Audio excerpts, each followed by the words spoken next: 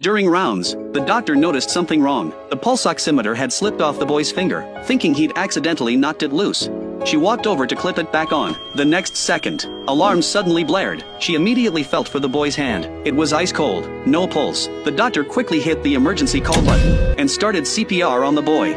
Yelling for help at the top of her lungs, a nurse rushed into the next room to alert the doctor, saying the boy in the observation room had gone into cardiac arrest. The attending physicians looked confused. They had no idea there was even a patient in the observation room. That's when Dr. Zheng suddenly remembered. The head nurse had mentioned earlier that there was a car accident victim in observation, but he'd been in the middle of treating a critical patient at the time and completely forgot about it. The thing is, when the boy was first brought in, he seemed fine. He'd called his mother, even played some games on his phone for a bit. Then suddenly, he lost consciousness. Dr. Zheng immediately rushed to the observation room. The female doctor was still frantically performing CPR. Dr. Zheng's face was filled with guilt. He prayed the boy would pull through. Otherwise, he'd never be able to forgive himself. But in the end, the boy died. Resuscitation failed. The boy's mother arrived at the hospital after getting the call. She couldn't believe her son, who'd just been talking to her, was now dead. She was furious, calling the hospital director to come down immediately. That's when everyone learned who this woman really was. She wasn't just any family member. She was a council member who approved the hospital's budget. One word from her could shut the entire place down. The director approached her,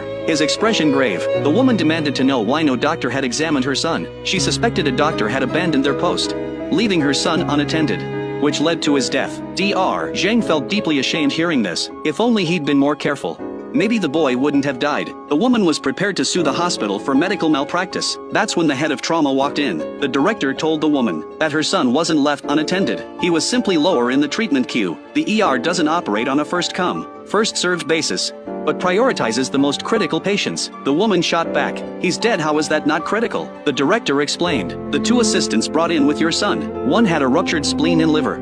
The other arrived with no heartbeat. Compared to them, your son was conscious, able to call his mother. If you were the doctor, who would you consider more critical?" And those two assistants were public officials, who were with your son during work hours. They couldn't have been performing official duties, could they? If you insist on suing the doctor, you'll have to answer these questions in court too. The woman's face darkened. In the end, she left the hospital with her son's body, without saying another word.